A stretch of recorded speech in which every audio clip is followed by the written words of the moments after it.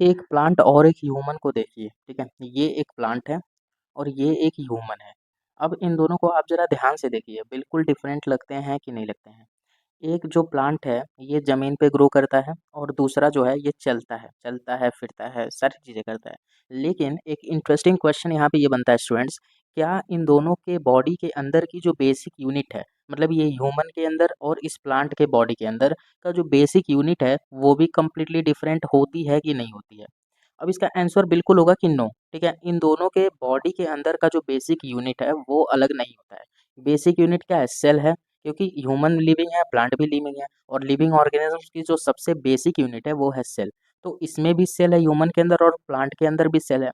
लेकिन वापस से बात वहीं आती है कि अगर यूनिट सेम है तो प्लांट सेल और एनिमल सेल में डिफरेंस क्या है, ठीक है? आखिर क्या ऐसी चीज़ है जो एक प्लांट सेल को डिफरेंट बनाती है और एक एनिमल सेल को डिफरेंट बनाती है, ठीक है? आज की इस वीडियो में हम प्लांट सेल और एनिमल सेल को एकदम जीरो से, ठीक है, एकदम जीरो लेवल से समझेंगे। कोई भी इसमें रट्टा और कंफ्यूजिंग लैंग्वेज में यूज़ नहीं करेंगे। मैं हिंदी और इंग्लिश दोनों में समझाने का ट्राई करता हूँ, मतलब सिंपल इंग्लिश में मैं समझाऊंगा और पूरा यहाँ पे जो भी होने वाला है वो एनसीईआरटी का ही लैंग्वेज होने वाला है और सिंपल इंग्लिश में, ठीक है? So let's start biology foundation part 14, ठीक है? और इसमें हमारा जो टॉपिक है वो होने वाला प्लांट सेल और एनिमल सेल। और जिसने सेल की वीडियो नहीं देखी है, जनरल सेल पे जितने भी पार्ट्स होते हैं हमने पिछले वीडियोस में सारे कवर किए हैं, आप उन वीडियोस को, ठीक है, मेरे रिक्वेस्ट पे जरूर आप लोग देख लेंगे ताकि सेल में कोई दिक्कत ना हो, ठीक है? तो सबसे पहले हम सेल को रिकॉल करते चलेंगे कि सेल क्या है, ठीक है? एक बार रिवाइज कर लेंगे कि सेल क्या है। तो सेल क्या है? तो cell structural and functional unit of life है, ठीक है? हमने पढ़ा है स्टार्टिंग में, cell is the structural and functional unit of life. फिर चाहे वो प्लांट की लाइफ हो या एनिमल की लाइफ हो, उन सब में जो सेल है वो एक स्मॉलेस्ट लिविंग यूनिट भी है और structural and functional unit of life भी है। अब देखो, अगर कोई भी सेल जो है ना एनिमल में प्रेजेंट है तो एनिमल सेल होगा, कोई भी सेल प्लांट में प्रेजेंट है तो प्लांट सेल कहलाएगा, जाहिर सी बात है। लेकिन plant cells have some special features, ठीक है? यहाँ पे क्या लिख रहा है उसको ज़रा ध्यान से देखेंगे आप लोग। यहाँ पे लिख रहा है plant cells have some special structures, features या स्ट्रक्चर्स एक ही बात है, that are usually not found in animal sales.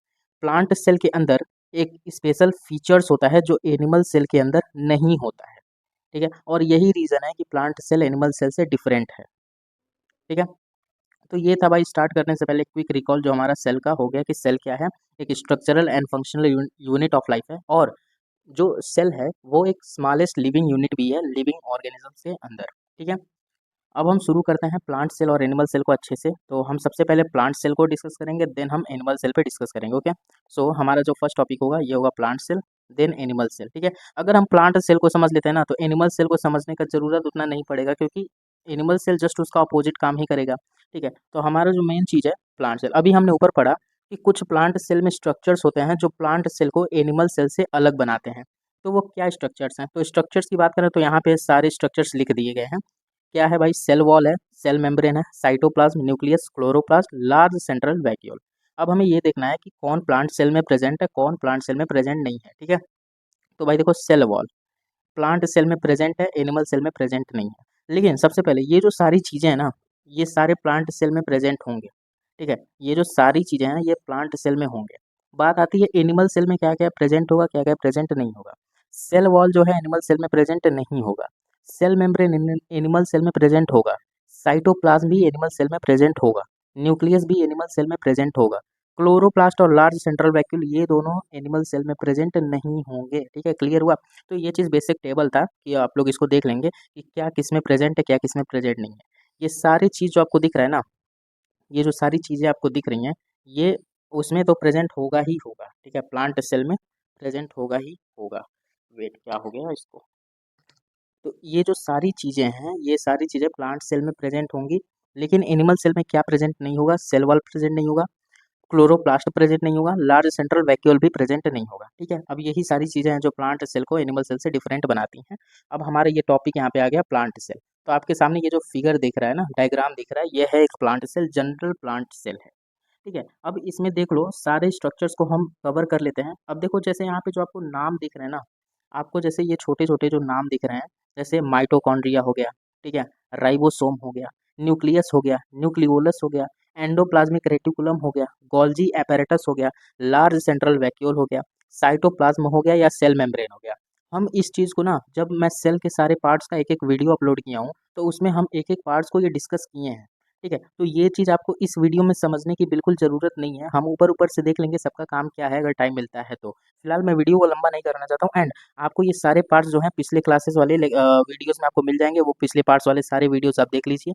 हमने एक-एक पार्ट्स को एक-एक वीडियो में डिस्कस किया है, कौन क्या है, कैसे काम करता है।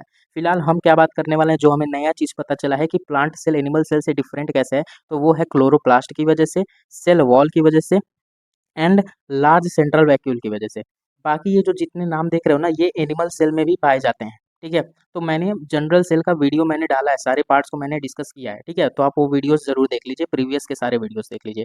फिलहाल हम क्लोरोप्लास्ट को अच्छे से समझ लेते हैं, सेल वॉल को समझ लेते हैं एंड लार्ज सेंट्रल वैक्यूल को समझ लेते हैं। तो देखिए, ये आपके सामने एक प्लांट का डायग्राम है एंड प्लांट के डायग्राम में सबसे आउटसाइड जो लेयर है, ठीक है? सबसे बाहर की तरफ जो लेयर होती है, वही होती है सेल वॉल। ठीक है? प्लांट सेल के सबसे बाहर याद रखिएगा, प्लांट सेल के सबसे बाहर मतलब बिल्कुल सबसे बाहर की साइड जो लेयर होगी, उसी को बोलेंगे सेल वॉल। याद रखिएगा ये सेल वॉल एनिमल सेल में नहीं होता है, प्लांट सेल में पाया जाता है। सो सेल वॉल क्या है? सबसे आउटसाइड, सबसे बाहर वाली जो कवरिंग होती है, सबसे बाहर वाली जो लेयर होती है, वही होती है सेल वॉल। ठीक है? सेल वॉल एक स्ट्रॉन्ग कवरिंग होती है, ये बात याद रखिएगा, मतलब ये सेल वॉल काफ़ी मजबूत लेयर होता है, सबसे मजबूत वॉल होता है, दीवाल होता है प्लांट सेल के पास, ठीक है? सबसे मजबूत होता है, ये प्लांट को प्रोटेक्ट करने का भी काम करता है और दूसरी बात, सेल वॉल प्लांट को शेप देने में भी काम आता है क्योंकि प्लांट सेल का जो शेप होता है ना, वो काफ़ी फिक्स होता है, रीज़न क्या है? सेल वॉल रीज़न है, ठीक है? बाकी हम क्लोरोप्लास्ट क्या है? सेल मेम्ब्रेन क्या है? सेल मेम्ब्रेन भाई क्या है? सेल वॉल के अंदर वाला जो लेयर है, वो है सेल मेम्ब्रेन, ठीक है? क्या करता है? ये कंट्रोल करता है entry and exit of substance, मतलब क्या बाहर से अंदर आएगा, क्या अंदर से बाहर जाएगा, ये उसको कंट्रोल करता है। सेल वॉल पूरे प्लांट को प्रोटेक्ट करता है, ये बात याद रखिएगा, ठीक है? बाकी लार्ज सेंट्रल वैक्यूल ये क्या है? देखो ये जो सबसे बड़ा-सा दिख रहा है ना, यही है लार्ज सेंट्रल वैक्यूल और यही वैक्यूल अगर एनिमल सेल में होगा ना, तो ये छोटा-छोटा, गोल-गोल ऐसे छोटा-छोटा होगा। लेकिन प्लांट सेल में ये जो लार्ज सेंट्रल वैक्यूल होता है, वो एक होता है और खूब बड़ा होता है। मतलब कहने का मतलब ये प्लांट सेल का ना सबसे ज़्यादा स्पेस यही कवर करता है और न्यूक्लियस सेंटर में ना होके थोड़ा-सा साइड में हो जाता है। ठीक है? ये भी क्या करता है, ये एक स्टोरेज टैंक की तरह ये अपने अंदर वाटर, फूड, मिनरल्स वगैरह ये सब अपने अंदर कंटेन करता है ताकि प्लांट को टाइम टू टाइम ये दे पाए। ठीक है? क्लीनिंग का काम भी ये कर लेता है प्लांट सेल के अंदर। बाकी क्लोरोप्लास्ट क्या है, तो ये एक साइट है फोटोसिंथेसिस का। अब ये फोटोसिंथेसिस क्या होता है, तो फोटोसिंथेसिस को हम आने वाली वीडियोज़ में या इसी में थोड़ा समझ लेंगे फोटोसिंथेसिस क्या होता है। अब हम प्लांट सेल के एक-एक पार्ट्स को चलिए अच्छे से डिस्कस करते हैं। तो हमारा फर्स्ट है सेल वॉल। सेल वॉल को अच्छे से डिस्कस करते हैं कि क्या कह रहे हैं। So first of cell wall क्या है? It is a strong covering outside the plant cell. ये एक स्ट्रॉन्ग कवरिंग होता है प्लांट सेल के सबसे बाहर। ये प्लांट सेल को प्रोवाइड करता है support, protection and shape to the cell, मतलब सेल को शेप देने का काम, सेल को सपोर्ट करने का काम एंड प्लांट सेल को प्रोटेक्शन का काम, ये सारा कौन प्रोवाइड करता है? सेल वॉल करता है। सेल वॉल किससे बना होता है? ये बहुत इंपॉर्टेंट क्वेश्चन है। सेल वॉल याद रखिएगा सेल्यूलोज से बना होता है, ये बातें आपको याद रखनी है, ठीक है? सेल वॉल किससे बना होता है? ये चीज़ें आपको याद रखनी है कि ये सेल्यूलोज से बना होता है। इसको मैं और अच्छे से बना देता हूँ, ठीक है? ये चीज़ें, सेल वॉल जो होता है सेल्यूलोज से बना होता है, ये बात याद रखिएगा। It is made up of cellulose, ठीक है? अब देखिए सेल मेम्ब्रेन की बात करते हैं, तो सेल मेम्ब्रेन क्या है भाई? सेल वॉल के अंदर वाला लेयर, ठीक है? सेल वॉल के अंदर वाला लेयर क्या है? सेल मेम्ब्रेन है, ठीक है? ये क्या होता है? ये पतला होता है, थिन लेयर होता है इनसाइड सेल वॉल, मतलब सेल वॉल के अंदर। सेल वॉल सबसे बाहर होता है और सेल वॉल के अंदर क्या होता है? सेल मेम्ब्रेन होता है। ये कंट्रोल करता है मटेरियल्स के मूवमेंट को, मतलब कौन मटेरियल अंदर आएगा और कौन मटेरियल बाहर जाएगा, किसके? सेल के, ठीक है? यही चीज़ें कंट्रोल करता है कौन? अपना सेल मेम्ब्रेन। साइटोप्लाज्म की बात करते हैं, नेक्स्ट टॉपिक हमारा है साइटोप्लाज्म। ये क्या है साइटोप्लाज्म? सारे सेल में पाया जाता है, जेली लाइक फ्लूइड होता है, ठीक है? मतलब जेली के जैसा ये एक फ्लूइड होता है, जो सेल के अंदर पाया जाता है, सेल के अंदर मौजूद होता है, ठीक है? ये साइट होता है मेनी केमिकल रिएक्शंस का इन द सेल, मतलब सेल के अंदर जितनी भी केमिकल रिएक्शंस होती हैं ना, बहुत सारी जो केमिकल रिएक्शंस होती हैं, वो सारी किसके अंदर होती हैं? साइटोप्लाज्म के अंदर होती हैं, ठीक है? तो वही कह रहा है it is the site of many chemical reactions in the cell, मतलब जो साइटोप्लाज्म है, वो एक जगह है जहाँ पे बहुत सारी केमिकल रिएक्शंस होती हैं, जो सेल के अंदर होती हैं, ठीक है? वो सारी केमिकल रिएक्शन। नेक्स्ट क्लोरोप्लास्ट की बात करते हैं, ठीक है? क्लोरोप्लास्ट याद रखिएगा ये प्लांट सेल का सबसे इम्पोर्टेंट हिस्सा है, ठीक है? इम्पोर्टेंट ऑर्गेनेल में से एक कहा गया है इसको, ठीक है? कहा जाता है और इसको माना भी जाता है, क्यों? तो ध्यान से समझो आप। देखो हर लिविंग ऑर्गेनिज़म्स को फूड चाहिए, ठीक है? प्लांट भी लिविंग ऑर्गेनिज़्म है तो प्लांट को भी तो फूड चाहिए, तो फूड के लिए सबसे ज़्यादा काम आता है आपका क्लोरोप्लास्ट, कैसे? तो देखते हैं। क्या कह रहा है, फर्स्ट लाइन ही पढ़ते हैं। It is a most important cell organelle in the plant cell. मतलब ये प्लांट सेल के अंदर सबसे ज़्यादा सबसे मोस्ट इम्पॉर्टेंट ऑर्गेनल है प्लांट सेल के अंदर। It is the site where photosynthesis takes place. मतलब फोटोसिंथेसिस क्या होता है ना, प्लांट अपना खाना खुद बनाते हैं, आपको भी पता है, बचपन से पढ़ते आए हैं। तो प्लांट एक प्रोसेस करके अपना फूड बनाते हैं एंड उस प्रोसेस को हम लोग कहते हैं फोटोसिंथेसिस, ठीक है। ये एक प्रोसेस है जिसमें प्लांट अपना भोजन, अपना फूड स्वयं बनाते हैं, ठीक है। तो फोटोसिंथेसिस इज द प्रोसेस जिसमें प्लांट जो है अपना खाना स्वयं बनाते हैं, मतलब खाना बनाते हैं। अब वो यूज़ करते हैं बहुत सारी चीज़ों का, लाइक फोटो का मतलब होता है लाइट, तो प्लांट यहाँ पे लाइट का यूज़ करते हैं, सनलाइट का यूज़ करके फोटो अपना सॉरी फूड बनाते हैं, ठीक है। तो फोटोसिंथेसिस को हम पढ़ेंगे, फिलहाल इतना याद रखिएगा कि यहाँ पे जो आपका क्लोरोप्लास्ट है प्लांट सेल के अंदर, वो एक साइट है जहाँ पे फोटोसिंथेसिस होता है, और ये काफ़ी इंपॉर्टेंट है प्लांट के लिए फोटोसिंथेसिस का होना, ठीक है। अब देखो, plant makes food by using light energy in the chloroplast. Chloroplast के अंदर जो प्लांट होते हैं ना, लाइट एनर्जी का यूज़ करके, ठीक है। क्लोरोप्लास्ट के अंदर प्लांट क्या करते हैं, लाइट एनर्जी का यूज़ करके फूड बनाते हैं, ठीक है। लाइट एनर्जी का यूज़ करके फूड बनाते हैं क्लोरोप्लास्ट के अंदर। अब देखो क्या कह रहा है, अब ये बात कह रहा है क्लोरोफिल प्रेजेंट इन क्लोरोप्लास्ट। अब ये क्लोरोफिल क्या है, ये क्लोरोफिल क्या है, अभी बात करते हैं। ये कहाँ पे प्रेजेंट होता है, तो क्लोरोप्लास्ट में प्रेजेंट होता है, एंड ये क्या करता है, लाइट को एब्जॉर्ब करता है, ठीक है। लाइट को एब्जॉर्ब करता है, मतलब भाई देखो, प्लांट क्या करता है, प्लांट लाइट एनर्जी को यूज़ करता है, ठीक है, और उससे फूड बनाता है। अब लाइट एनर्जी को कोई एब्जॉर्ब तो करना चाहिए, तो लाइट एनर्जी को कौन एब्जॉर्ब करेगा, क्लोरोफिल एब्जॉर्ब करेगा, और ये क्लोरोफिल पाया कहाँ जाता है, क्लोरोप्लास्ट में पाया जाता है, ठीक है। आई होप यहाँ तक ये चीज़ डन होगा। अब हम बात करते हैं लार्ज सेंट्रल वैक्यूल की बात करते हैं, ठीक है। Now the next topic is large central vacuole, ठीक है। पिछली क्लास अगर आप पढ़ेंगे तो उसमें मैंने वैक्यूल पे फुल डिस्कस किया है कि वैक्यूल क्या है। यहाँ पे हम प्लांट में वैक्यूल के बारे में बात करते हैं। तो प्लांट में भी वैक्यूल जो होता है स्टोरेज टैंक की तरह काम करता है, उसका जो काम ही स्टोरेज टैंक की तरह है प्लांट सेल के अंदर या फिर एनिमल सेल के अंदर। ये क्या है, ये मेम्ब्रेन बाउंड स्ट्रक्चर है। अब मेम्ब्रेन बाउंड स्ट्रक्चर बोलो या फिर मेम्ब्रेन बाउंड ऑर्गेनल बोलो, बात एक ही है, ठीक है। मेम्ब्रेन बाउंड का मतलब इसके चारों ओर मेम्ब्रेन होता है, ठीक है। इसके चारों ओर मेम्ब्रेन होता है। ओके, सो हम लोग कहाँ थे, हाँ, लार्ज सेंट्रल वैक्यूल पे थे। It is the storage tank of the plant cell. हम बात कर रहे हैं कि लार्ज सेंट्रल वैक्यूल क्या है, प्लांट सेल का एक स्टोरेज टैंक है। अब स्टोरेज टैंक क्या है भाई, एक ऐसा टैंक जो कोई चीज़ स्टोर करता हो, ठीक है। ये मेम्ब्रेन बाउंड स्ट्रक्चर होता है, मतलब ये मेम्ब्रेन से घिरा होता है, ठीक है। मेम्ब्रेन का काम होता है, मैंने बताया ऊपर, कि कौन सा चीज़ अंदर आएगा, कौन सा चीज़ बाहर जाएगा, और मेम्ब्रेन का भी प्रोटेक्शन का काम होता है, ठीक है। तो मेम्ब्रेन बाउंड स्ट्रक्चर होता है किसका भाई, लार्ज सेंट्रल वैक्यूल का। ये वाटर को स्टोर करता है और अदर अदर मटेरियल्स जो प्लांट को चाहिए होते हैं, उन सारी चीज़ों को ये स्टोर करता है, ठीक है। तो ये सारी चीज़ें थी प्लांट सेल के अंदर, कि एनिमल सेल से कैसे ये अलग है, ठीक है। अब हम एनिमल सेल की बात करें तो एनिमल सेल में मैंने थ्योरी नहीं लिखा है, एनिमल सेल को हम यहाँ डिस्कस कर लेते हैं, ठीक है। बाकी मैंने अभी बोला ना, अगर आप प्लांट सेल को समझ लेते हो तो एनिमल सेल समझना बहुत ईजी है, क्योंकि मैंने पिछली वीडियो में जो जनरल सेल पढ़ा है वो सारी चीज़ें एनिमल सेल में हैं, ठीक है। तो आप अगर वो सेल के सारे पार्ट्स देख लेते हो एक एक वीडियो को, तो आपको एनिमल सेल भी समझ में आ जाएगा, ठीक है। अब हम समझते हैं, जैसे लाइसोसोम की बात करते हैं। ये लाइसोसोम क्या है, ठीक है। तो लाइसोसोम एनिमल सेल के अंदर पाया जाने वाला एक ऑर्गेनल है जो काम क्या करता है, तो ये सेल को साफ रखने का काम करता है, ठीक है। अगर जैसे सेल को एक फैक्ट्री मान लो, तो फैक्ट्री में काम काज होता है, तो धूल मिट्टी कंकड़ पत्थर जो भी ऐसी चीज़ें हैं, कचड़ा उचड़ा फैक्ट्री में फैलेगा। वैसे ही सेल को अगर एक फैक्ट्री मान लो, तो फैक्ट्री में बहुत सारी चीज़ें हैं, काम आती हैं। वैसे ही सेल के अंदर जैसे माइटोकॉन्ड्रिया है, माइटोकॉन्ड्रिया की बात करें तो ये क्या करता है, सेल को पावर एनर्जी देने का काम करता है, ठीक है। एनर्जी देने का काम करता है। हम बात करें ये एंडोप्लाज्मिक रेटिकुलम, अगर हम इसकी बात करें तो भाई एंडोप्लाज्मिक रेटिकुलम में एक आर होता है, रफ एंडोप्लाज्मिक रेटिकुलम, ठीक है। रफ एंडोप्लाज्मिक रेटिकुलम में क्या होता है, राइबोसोम प्रेजेंट होते हैं, वो प्रोटीन बनाते हैं। तो सारी चीज़ें जो होती हैं सेल के अंदर हो रही हैं। अब सेल को साफ सुथरा रखने के लिए भी तो कुछ चीज़ चाहिए, तो वो चीज़ होता है लाइसोसोम, ओके। लाइसोसोम का सिंपल सा काम है कि ये वेस्ट मटेरियल को डाइजेस्ट करता है, मतलब वेस्ट मटेरियल कर कहने का मतलब जो सेल के लिए काम की चीज़ें नहीं है, उनको ये साफ करता है। तो एटलीस्ट ये काम क्या कर रहा है, सेल को साफ सुथरा रखने का काम कर रहा है, ठीक है। सेल मेम्ब्रेन तो पाया ही जाएगा एनिमल सेल के पास, बस सेल वॉल नहीं पाया जाएगा। सेल मेम्ब्रेन क्या है, ये कंट्रोल करता है एंट्री, मतलब entry and exit of substance, मतलब कौन सा सब्सटेंस अंदर आएगा, कौन सा सब्सटेंस बाहर जाएगा। इन सब चीज़ों को कौन कंट्रोल करता है भाई, सेल मेम्ब्रेन। गोल्जी एपरेटस क्या है, packaging and transport of substance. अब देखो ये जो सारी चीज़ें हैं ना, mitochondria, Golgi apparatus, endoplasmic reticulum, nucleolus, nucleus, ribosome, ये सारी चीज़ें मैंने डिटेल में एक-एक पार्ट्स में कवर किया काफ़ी अच्छे से। तो पिछली क्लासेस को अगर आप देखते हो ना, तो ये आपको बिल्कुल कन्फ्यूजिंग पैदा नहीं होने देगी। तो रिक्वेस्ट है आप पिछली क्लासेस को ज़रूर देखो, आपको कोई भी चीज़ कन्फ्यूजिंग नहीं होगा। फिलहाल ये जो वीडियो है वो डिफरेंस है plant cell and animal cell में, ठीक है? सो ये सारी चीज़ें हैं, ठीक है? यहाँ पे एनिमल सेल में।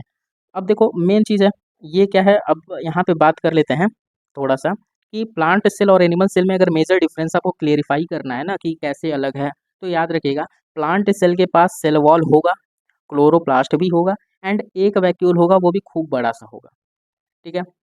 एनिमल सेल की बात करें तो कोई सेल वॉल नहीं होगा, ना भी कोई क्लोरोप्लास्ट होगा और वैक्यूल की बात करें तो एनिमल सेल के अंदर स्मॉल वैक्यूल होगा, ठीक है? स्मॉल वैक्यूल होगा।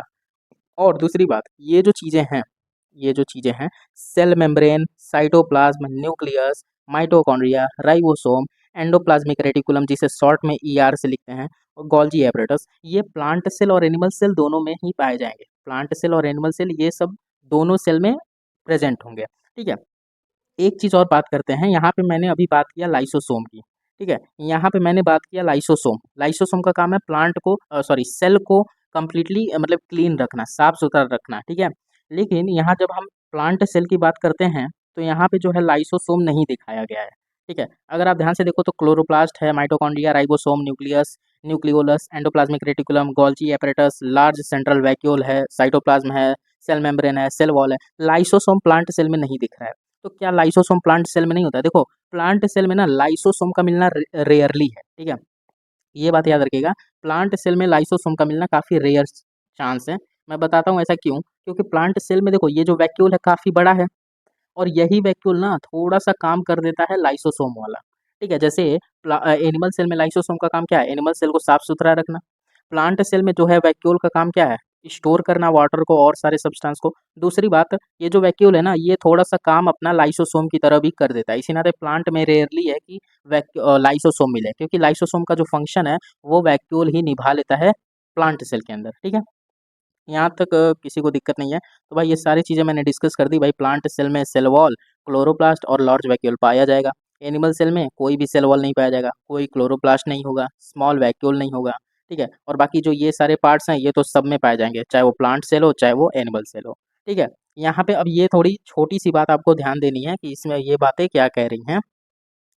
मोस्ट ग्रीन प्लांट याद रखिएगा मोस्ट ग्रीन प्लांट और autotrophs but not all plants are completely autotrophs. इसका क्या मतलब है? इसमें कहने का सिंपल सा मतलब है कि कुछ हरे पौधे, ठीक है? कुछ हरे पौधे, ये क्या बात कर रहा है? कुछ हरे पौधे जो मोस्ट ग्रीन प्लांट्स हैं वो ऑटोट्रॉप्स होते हैं। ऑटोट्रॉप्स का मतलब क्या है? देखो ऑटो का मतलब होता है खुद से, ठीक है? खुद से। ऑटोट्रॉप्स का मतलब हो गया जो ऑर्गेनिज्म खुद से खाना बनाता है, खुद से अपना भोजन बनाता है, उसे हम लोग कहते हैं ऑटोट्रॉप्स। तो मतलब कुछ ग्रीन प्लांट्स, ठीक है? सम या यहाँ पे सम भी हो सकता है, तो यहाँ पे कहने का मतलब क्या है? Most green plants are autotrophs मतलब कुछ ग्रीन पौधे जो होते हैं वो ऑटोट्रॉप्स होते हैं, बट सारे पौधे ऑटोट्रॉप नहीं होते हैं या ऑटोट्रॉपिक नहीं होते हैं। मतलब कुछ पौधे होते हैं जो अपना खाना खुद बनाएँगे, लेकिन सारे पौधे अपना खाना खुद नहीं बनाते हैं, ये बात याद रखिएगा, ठीक है? सारे पौधे अपना खाना खुद नहीं बनाते हैं, ये बात याद रखिएगा। और फ्रेंड्स अगर आपको ये बायोलॉजी फाउंडेशन का ये वीडियो पसंद आया हो, ठीक है? इससे आप ज़रूर कुछ सीखे हों, तो हमारे फाउंडेशन सीरीज़ का हिस्सा बनिए, मेंबर बनिए क्योंकि यहाँ पे हमारा मोटिव है कि बायोलॉजी फाउंडेशन में आपको बायो ज़ीरो लेवल से समझ में आए, ठीक है? इसमें हम कोई भी अलग चीज़ नहीं कर रहे हैं, हम सारे टॉपिक्स को एनसीईआरटी से ही कर रहे हैं, ठीक है? ज़ीरो लेवल पे पढ़ा रहे हैं, ठीक है? आप जिस भी क्लास में हो ये आपके लिए हेल्पफुल होने वाला है, इवन आप जब 11th-12th में जाओगे तो ये सारी चीज़ें हेल्पफुल होने वाली है। तो हम उस एम को रख के बना रहे हैं ताकि जो भी बायोलॉजी में जो भी स्टूडेंट्स ज़ीरो है ना, एटलीस्ट उसका उतना क्लियर हो कि 11th-12th या हायर स्टडी के लिए या जैसे आप कोई अदर कोर्स कर रहे हो 12th के बाद भी तो उसमें दिक्कत ना हो, बेसिक आपका क्लियर रहे ताकि एडवांस समझने में आपको कोई दिक्कत ना हो, ठीक है? आगे भी फाउंडेशन में ये सीरीज़ कंटिन्यू रहेगा जिसमें हम बेसिक सीरीज़ को बायोलॉजी को एकदम सीक्वेंस से पढ़ाएँगे। मतलब हमारा एम है कि बायो को बेसिक से एडवांस तक पढ़ाना है, ठीक है? तो बेसिक में हम फाउंडेशन चला रहे हैं, जब हमारा बेसिक क्लियर होगा तो हम एडवांस टॉपिक की तरफ भी बढ़ेंगे। तो कुल मिला के हम सीक्वेंसली बनेंगे, ठीक है? तो अगर जिसको बायो पसंद है एंड बायो में आप स्ट्रॉन्ग होना चाहते हो तो अभी हमारे फाउंडेशन सीरीज़ का हिस्सा बनो, चैनल को सब्सक्राइब करो, पसंद आए तो वीडियो को लाइक करो, शेयर करो एंड कमेंट ज़रूर करो। मिलते हैं नेक्स्ट वीडियो में, तब तक के लिए गुड बाय।